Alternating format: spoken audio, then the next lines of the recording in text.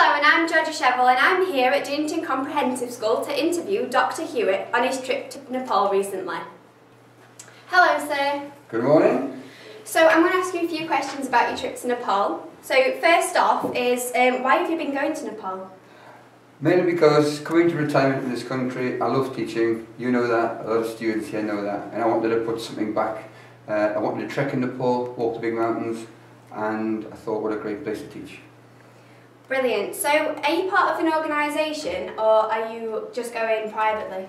We went part of a charity called Minishare UK, who've been going there for several years. Very small charity, very few people, who work in the mountain schools of Tansen, where the people are very, very little in monetary terms, spiritually very rich and just want to learn, and that's fantastic.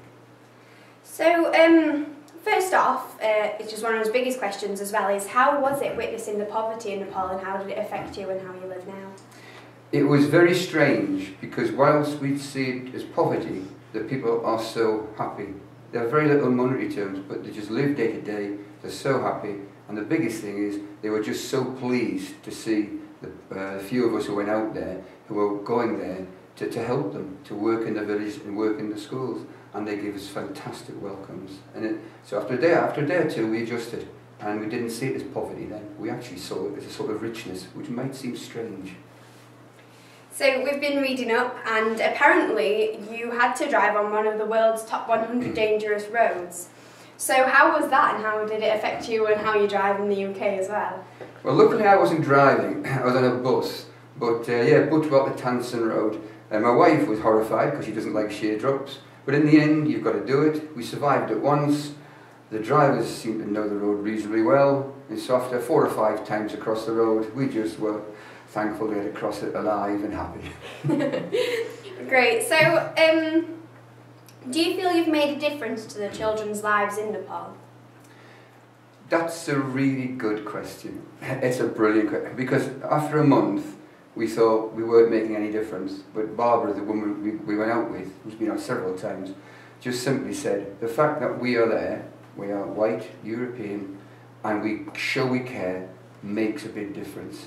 And so just teaching some of the young children who loved us being there. So in the end, yes, we made a difference, not as much as I thought we would, and that's why I want to go back. How was it teaching in a Nepalese school, and is it different to teaching in an English school, or quite similar? Oh, so different. Oh, so different. The schools, many of them are like sheds. They have very, very little equipment. I said before, they get £1 per year per child from the Nepalese government, which is very little money. So they have paper, books and pencils. And so the classrooms and environments are totally different. No electronics, no computers, nothing like that. But the children just so want to learn. If they can learn, particularly a bit of English, they can then get on in life a bit more, get jobs in banks, be porters, guides. So the children are so engaged. They just do everything that you tell you, first time, without question. And they just love us being there. It's amazing. So the local language is Nepali, isn't it? Yes. Did you have to learn Nepali, or were the children able to speak English? We didn't have to learn it. Of course, the first word you learn is Namaste, which is good morning, hello, or whatever. But the children help you with words. So we picked up some of their words, but they want to talk to us in English. Everywhere you went, hello, how are you? Where are you from? My name is, what is your name? And so we then learned a little bits of words like bistari, bistari, which is slowly, slowly, ukalo, ukalo, up. So we learned a few. I know about 24 Nepalese words now. Helps you get by, but we did have a translator many times.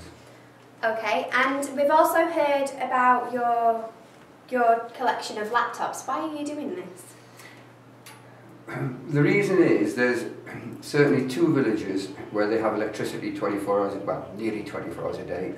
And I saw them learning computer studies, and they had made keyboards out of cardboard boxes and stuck them on the wall, and they practiced typing into a cardboard keyboard.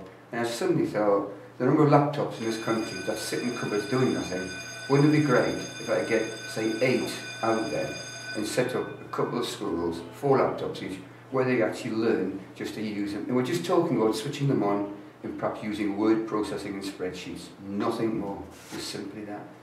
So those machines sitting here doing nothing of no value, they're worth a fortune out there because they will never, well not never, but in the foreseeable future be able to afford them. How was the behaviour in a Nepali classroom different to the behaviour in a typical English classroom? Oh dear, the golden question, isn't it? It's in this country there are many fantastic kids. You know that, and I know that. But there are issues with some kids, and it's hard work. But I've always enjoyed that challenge here. Out there, they are so grateful that they're having education. You remember, if you go up to 4 or 5 years ago, many children didn't go to school. The charity has tried to get children going to school, like providing uniform to make them feel special, providing toilets so they can actually go to the toilet when they provide drinking water, and one of the things now is a lunch, something to eat.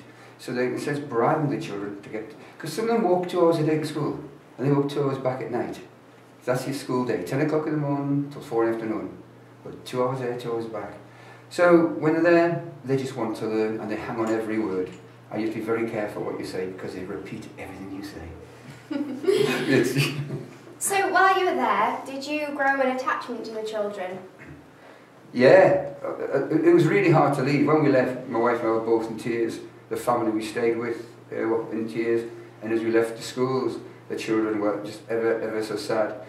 Wherever we walked, it was like the Pied Piper. Wherever we walked, outside school time, 5 o'clock at night, 10, 15 kids would surround us, and they'd just sort of say to my wife, Elaine, books, have you books? Because she always carried books.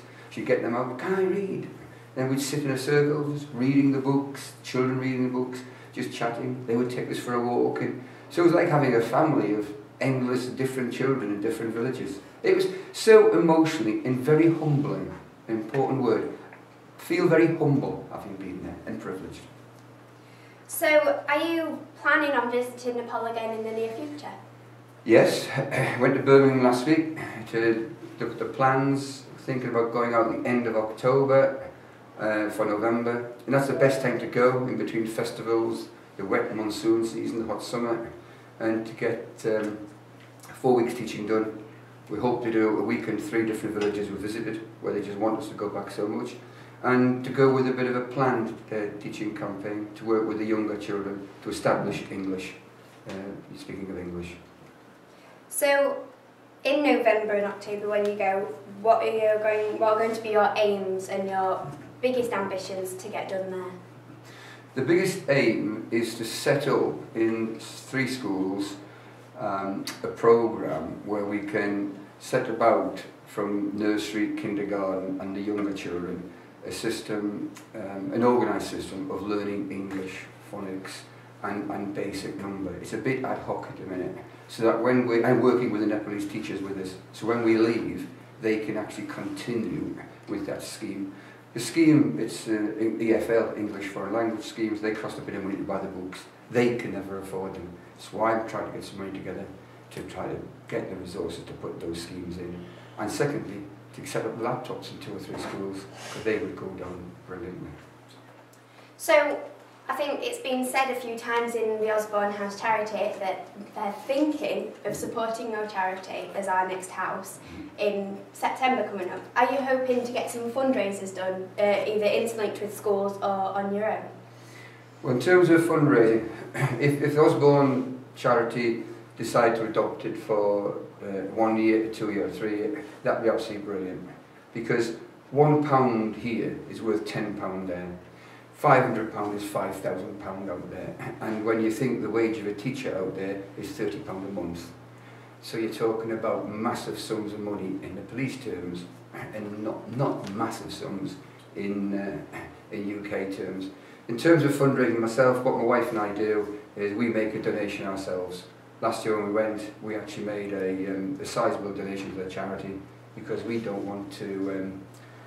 I was going to use the word sponge off the charity if I was in Nepal, but we made a sizable donation ourselves, which we'll probably do again.